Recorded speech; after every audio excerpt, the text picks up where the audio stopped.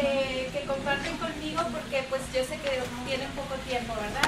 Es muy valioso para mí que me permitan venir a compartirles un poco de lo que es mi país. Yo vengo de México, vivo en Baja California, que es un estado de México. En México nos componemos por 32 estados. Realmente es un país muy grande, sí es muy grande. La parte donde yo vivo se llama Ensenada, Baja California. Es la parte de la península. Si tienen pues se los voy a ¿Quieres que mostrar? pongamos aquí, o si quieres ponemos aquí el mapa de México en grande? Bueno, también puede ser. En México se habla el idioma español, como muchos de ustedes saben. Todavía hay algunas ciudades del sur del país donde las comunidades hablan dialectos. Y estamos hablando que pueden ser más de 50 dialectos. Y que pudiéramos decirlo que están conformados por diferentes tribus. Todavía existen este tipo de tribus, no como las que vemos en la historia. Tienen ya nuevas costumbres y costumbres y tradiciones un poco más actualizadas que lo de la historia, ¿no? Pero se siguen hablando dialectos. Nuestra moneda en México es el peso. Ustedes necesitan tener 22 pesos para comprar un euro, que es más o menos lo que cuesta el euro, y el dólar de Estados Unidos están más o menos ahorita en lo mismo. A nosotros como mexicanos nos cuesta 22 pesos poder comprar un euro o poder comprar un dólar. Yo tengo los últimos 17 años dedicándome al trabajo con los niños y familias migrantes, y les estamos llamando migrantes a las mismas personas del país de donde yo vivo, que son los que están en el sur del país. Por ser un estado pegado a la frontera con Estados Unidos, la mayoría de las personas, de las familias que viven al sur del país, digamos en un estado que se llama Oaxaca, Chiapas, Guerrero, son estados realmente muy pobres, son estados que han estado abandonados por mucho tiempo por el gobierno, que no han podido sobresalir en ningún aspecto. Entonces, muchas de esas familias tienen lo que le han llamado por muchos años el sueño americano, de cruzar la frontera porque van a poder obtener un mejor trabajo, porque van a ganar dólares, pero son muy pocos los casos de éxito que se han dado, es decir, muy pocos casos en los que las familias han podido tener una calidad de vida mejor que en su pueblo, aunque estén en pobreza, ¿no? Son historias realmente muy tristes, muy dramáticas, muy fuertes, lo que pasa a una familia al tratar de emigrar a Estados Unidos. En la frontera hay muchas personas que se dedican a traficar con estos migrantes y los quieren cruzar de cualquier manera, con engaños. Les cobran, lo mínimo que han estado cobrando son $2,000. Imagínense a una persona que trabaja en el campo, que nunca ha tenido otro ingreso mayor que el del día o la mitad del día, para todo lo que se tarda en juntar este dinero para poder cruzarse, y llegan a la frontera, cruzan por los desiertos, los dejan ahí abandonados. Hay muchas personas que fallecen en el trayecto porque si es verano, el desierto es lo peor. Si es invierno, igualmente. Tienen que ir cargando con agua, fallecen de deshidratación porque el agua es muy pesada y no pueden caminar kilómetros y kilómetros con un galón de agua, ¿no? Lo triste es que cuando ya cruzan con sus familias y pueden establecerse en un campo, si la autoridad migratoria de Estados Unidos los captura en la calle, los ven en alguna parte, al momento de agarrar a toda la familia, a unos, y eso lo hacen intencionalmente porque es una manera de poder parar para que los demás vean y no lo continúen haciendo. A cierta parte de la familia la cruzan por una frontera, y a los niños o a otra parte de la familia la cruzan por otra frontera. Miren, yo vivo exactamente aquí. Aquí está Tijuana, Ensenada está un poquito más abajito. Yo hago 40 minutos para llegar a la frontera. Aquí está Mexicali. Todo esto que es la frontera es donde les explico que la autoridad migratoria de Estados Unidos principalmente deportan a los mexicanos en la garita de Tijuana o en la de Ciudad Juárez. Entonces, muchas veces a los padres o a los hermanos o a la mamá nada más con 2 niños la pueden deportar por aquí y a los demás hermanitos los deportan por acá. Entonces, esto va un poco ligado con un poco de en lo que yo trabajo. ¿Por qué? Porque yo trabajo en una asociación civil, es una organización, una fundación que nos dedicamos a trabajar con niños y familias migrantes y aparte con niños de casas hogar, de orfanatorios, digamos. Entonces, en este espacio, que es el estado donde yo estoy, tenemos más de 150 orfanatorios, solamente en este espacio. En esos 150 orfanatorios, hay algunos orfanatorios que tienen 40 niños, pero hay algunos que tienen hasta 120, 150. En la actualidad ya se ha estado cambiando el concepto de orfanatorios, porque anteriormente lo que había en los orfanatorios eran niños huérfanos. Ahora ya no son niños huérfanos, ya son niños que sí tienen a sus padres, pero que los han deportado en otra parte. Entonces se les llama ahora casas hogar. Los niños llegan a estar en estas casas hogar porque los han deportado de Estados Unidos y pues el gobierno lo que tiene que hacer, que si los ven en la calle o precisamente las autoridades migratorias de la parte mexicana que los reciben o a las que acuden, pues los tienen que entregar a alguna autoridad, ¿no? Y es la autoridad de servicios especiales del gobierno quienes los entregan o los llevan a estas casas hogar porque no se pueden quedar en la calle. Más sin embargo, sí existe la problemática de los niños de la calle, sí hay niños en la calle. Y más en toda esta área que es el sur del país. Y donde les digo, miren, aquí está Oaxaca, aquí está Guerrero, toda esta zona de por aquí hacia abajo es la gente que tiene que transitar todo esto para querer lograr el sueño americano. ¿Sí? Que ¿no sería más barato que hacerse el pasaporte y del avión? ¿De las personas? Sí. Si lo pensamos en tu situación, en mi situación y en la de todos, eso es lo más práctico, lo más económico. Pero nos podemos dar una idea de la pobreza en la que viven estas personas, porque ni siquiera, yo he tenido esos casos, hay niños que ni siquiera están registrados. ¿A qué me refiero? Que nacen y ni siquiera tienen un acta, un certificado de nacimiento. Hay muchos adultos que no tienen la identificación, que le llaman aquí DNI, que no lo tienen. Entonces es muy difícil, y esto es una muy buena pregunta hablando de lo que es la vida en la frontera. Es muy difícil poder obtener el pasaporte, la visa americana. La visa americana te investigan casi desde que empezaste la escuela. Tienes que ser un profesionista, tienes que tener muy buenos ingresos para poder demostrar que tú no quieres ir a Estados Unidos a trabajar. Para todas estas personas que han trabajado en el campo, no tienen ni siquiera los requisitos, no tienen los papeles de información personal que les permitan cumplir con requisitos para sacar una visa. Entonces también, pues no van a tener para poder viajar. Para poder viajar te piden un pasaporte mexicano de tu país, no visado por Estados Unidos, pero son caros, la verdad, son trámites caros que no pueden llegar a ello. Entonces una manera para ellos más fácil es pagarle a alguien que se les llaman polleros o coyotes, las personas, en su mayoría hombres, que manejan redes de personas que quieren cruzar Estados Unidos y se las llevan en los camiones esos de caja, donde llevan el transporte de la verdura, la carne y todo eso. Y hay muchas historias fuertísimas, la verdad, de lo que hace la gente, a lo que se arriesgan y a lo que se prestan para poder cruzar a Estados Unidos. Tal vez pues les va a sorprender, ¿no? ¿Sí saben lo que son las piñatas?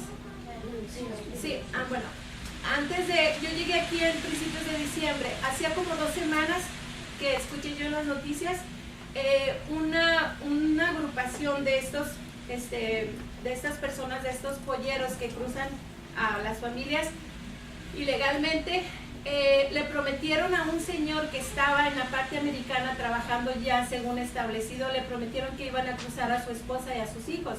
Pues hicieron piñatas del Hombre Araña, de Superman, y ahí los metieron a los niños y a la señora.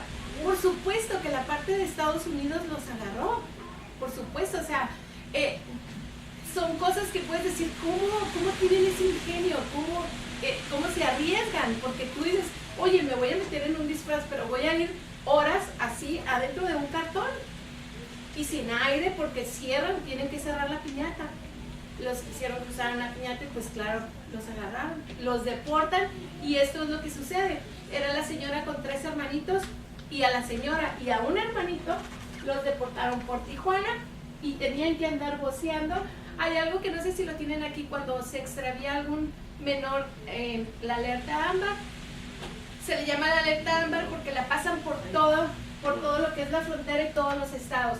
Puede que haya algún código o algo, pero no es, como no suele pasar tampoco, no es algo que sea muy...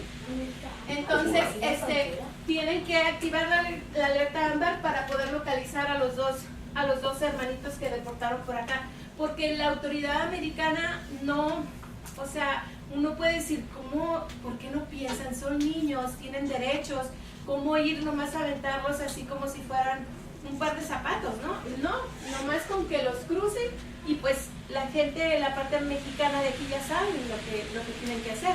Y si no los encuentran por la alerta ámbar, se tienen que esperar ciertos días, porque al momento de que los deportan, los mismos niños piensan, bueno, ¿a dónde me voy? Y andan en la calle buscando dónde se van antes de que el gobierno los localice. Pero los dejan sin ningún adulto.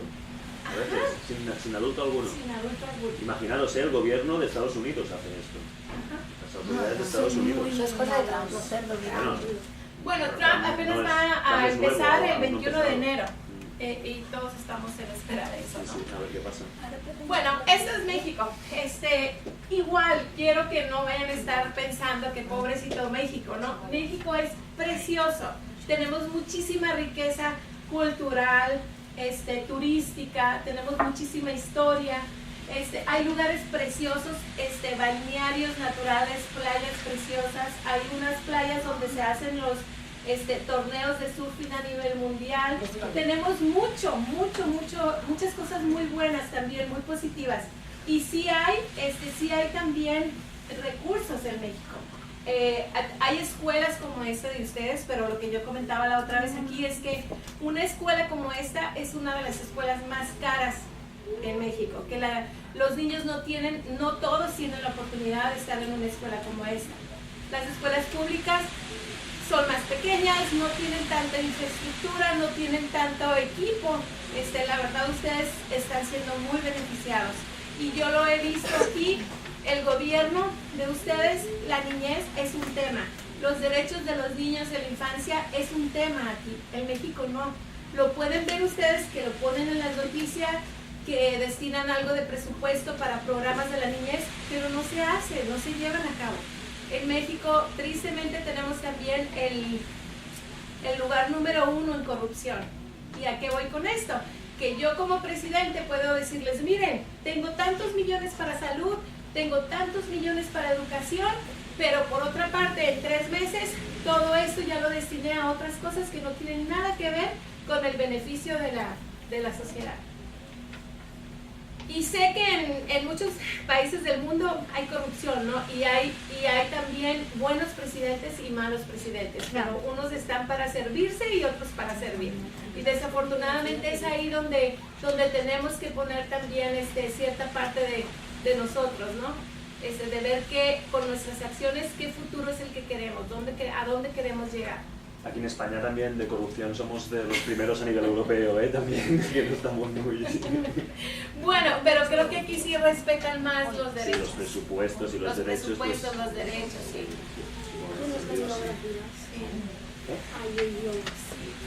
Empezamos con las podemos preguntas, empezar con que las un poco preguntas. has ido respondiendo un poco algunas de las cosas que ya habíamos pensado, pero bueno, yo creo que podemos ir siguiendo el hilo que van trazando las preguntas.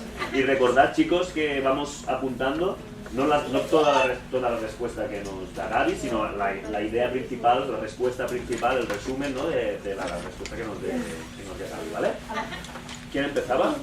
Idioma. ¿Primero teníamos idioma? Sí. ¿Teresa? No. Sí, ¿quién? Mar. ¿Qué preferirías? ¿El mexicano o otra lengua? ¿Cuál? mexicano más bien es el español. Nosotros hablamos español, castellano, digamos, ¿no? El español lo sigo prefiriendo. Sí. También es una influencia. Todos los estados que ustedes ven aquí a lo largo de toda la frontera, todas las personas de estos estados por la parte de México hablamos también un segundo idioma que es el inglés.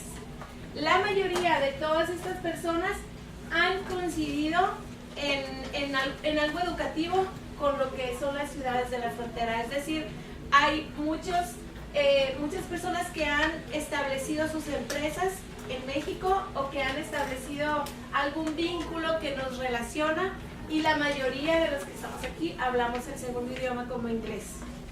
¿Hablan fluidamente el inglés la Sí. gente, del norte? Sí. Por ejemplo, la fundación en la que yo trabajo, ya tengo ahí 17 años, esta fundación es mexicana porque está establecida en México, legal y formalmente constituida en México, pero los fundadores son americanos. Entonces yo, para poder empezar a trabajar ahí, tuve que perfeccionar el inglés, porque mis jefes no hablaban español. Así. Esto es algo que pasa mucho, ¿no? En las zonas de frontera, hablando de la vida fronteriza, ¿no? Que es una zona también de mezcla de lenguas. Aquí en el norte de Cataluña también hay mucha gente que habla francés, y en el sur de Francia hay gente que habla catalán o castellano también, ¿no? Son Y también zonas tengo... donde se mezclan las culturas. Exacto, y eso que lo comentas, también tengo otra parte muy bonita. Para mí es algo precioso. Muchas de las personas, de las familias migrantes con las que trabajamos, que vienen migrantes de mi mismo país, del sur del país, que vienen y no hablan el español, no hablan el castellano, hablan su dialecto.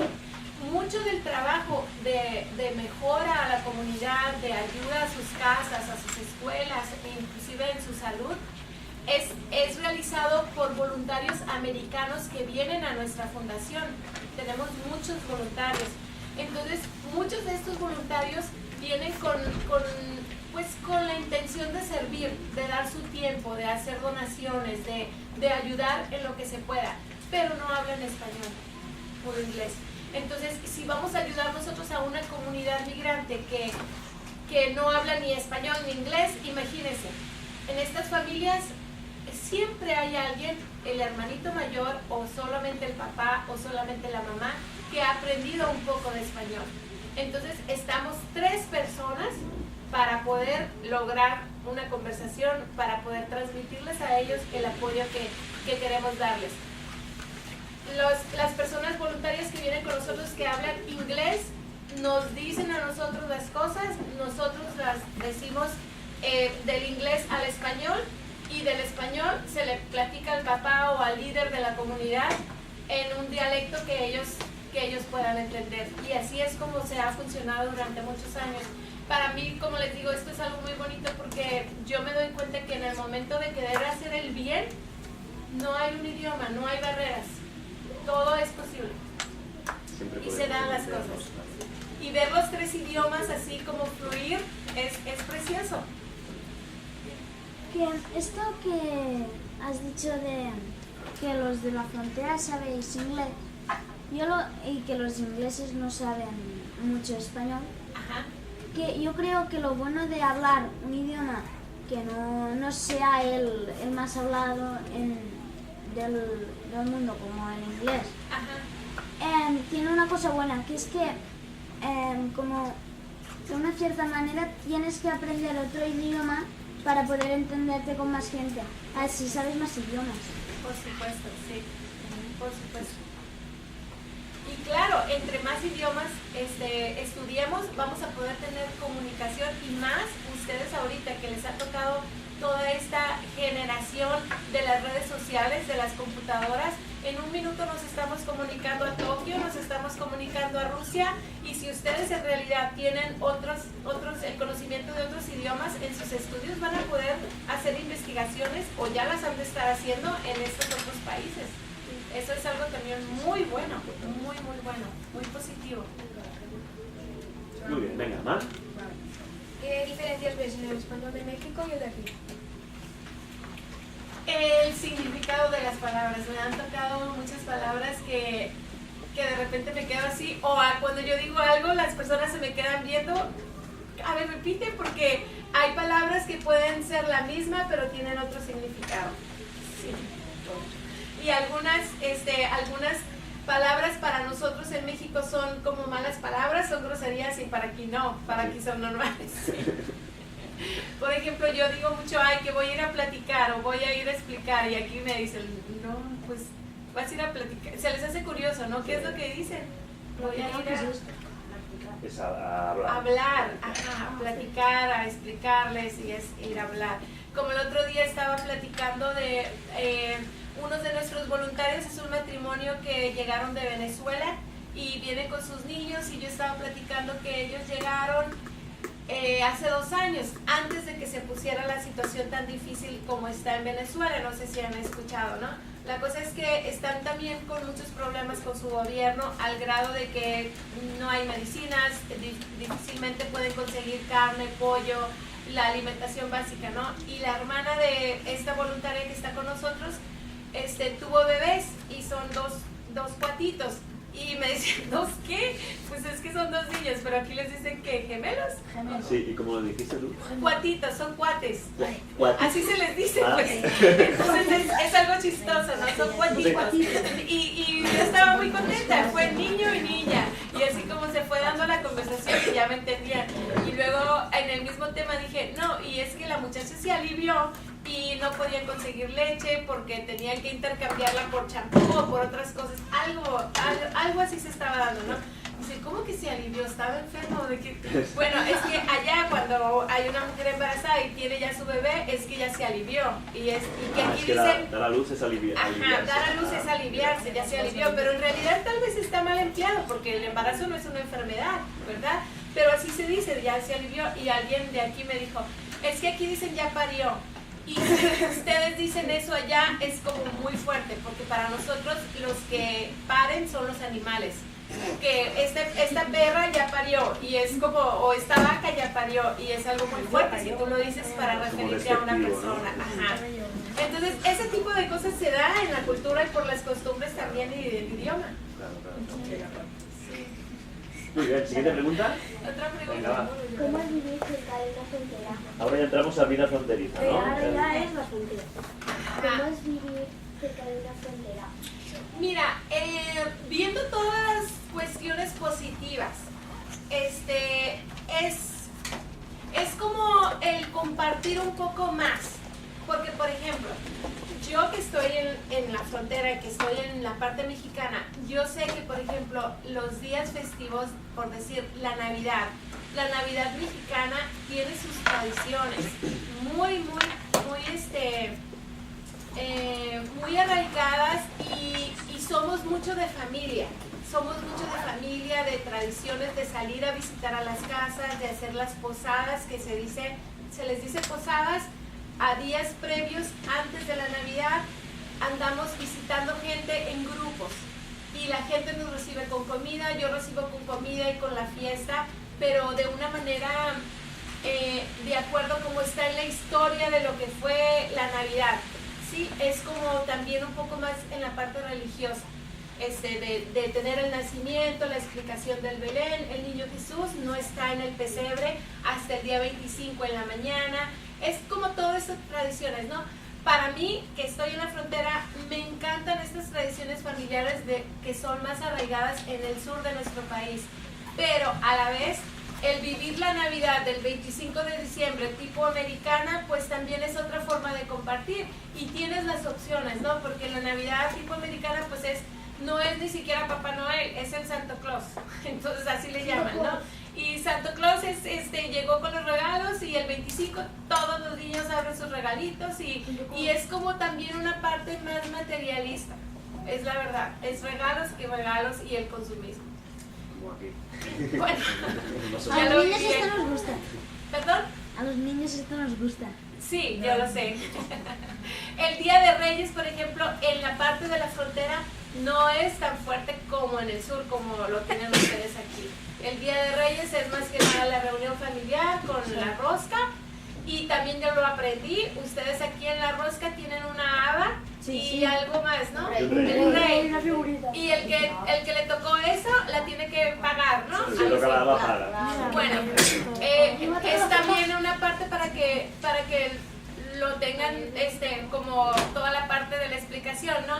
Que nosotros para la rosca tiene un significado, los frutos, los colores, tienen otro significado, y la rosca adentro trae un monito que se dice que es el niño Dios, el monito, el niño Jesús, y el que le toque, últimamente he visto que han puesto 3, porque ya la economía pues también ha cambiado, ¿no? Entonces antes ponían una nada más, ahorita ya todas las roscas traen 3, y al que le toque esa rosca, el día 2 de febrero, que en México se celebra el Día de la Candelaria, el día 2 de febrero se hace otra fiesta, como la última fiesta con la que se cierra la Navidad, y se tienen que hacer tamales. Los tamales es una comida muy típica, muy mexicana, son como unas empanadas de maíz de diferentes guisos, y también cae en la reunión familiar. Esto es de... Sí, muy bueno. Esto es de la reunión familiar también. Diferentes tradiciones, ¿no? Muy bien. La cosa es esta, ¿no? Que en la frontera se mezclan, ¿no? Se mezclan, ajá. La frontera separa, pero también une, ¿no? Y mezcla, ¿no? Y es muy notorio también darte cuenta, no digo que todos, pero bueno, la parte de Estados Unidos en la frontera, los que son americanos, no migrantes de nuestro país, les encanta México, les encanta, y muchos tenemos mucha influencia turística en esas fechas porque esas tradiciones les encantan. De hecho, el 5 de mayo es una festividad muy mexicana y la celebran en todo Estados Unidos. En Estados Unidos le tienen la celebración como el Día de la Música Latina, pero lo hacen todo mexicano con mariachi y música mexicana. Para nosotros es una fiesta muy mexicana también. Hay cierta convivencia. Muy bien. ¿Puedes pasar fácilmente la frontera? Puedo pasar yo la frontera porque tengo mi visa americana. Y tengo ahorita ya desde hace como 10 años, Estados Unidos hizo otra opción más para cruzar. Para cruzar la frontera normalmente con tu visa puedes llegar a ser hasta 5 horas de espera por el tráfico. La revisión, cuando tú vas a cruzar la frontera, es carro por carro, carro por carro. Ellos llegas a la ventanilla, ellos piden los documentos, el pasaporte de todos los que vienen en el carro, los revisan, los meten a la máquina. Si hay algo sospechoso de alguno de ellos, te mandan a inspección secundaria y puedes estar allá hasta 2 o 3 horas.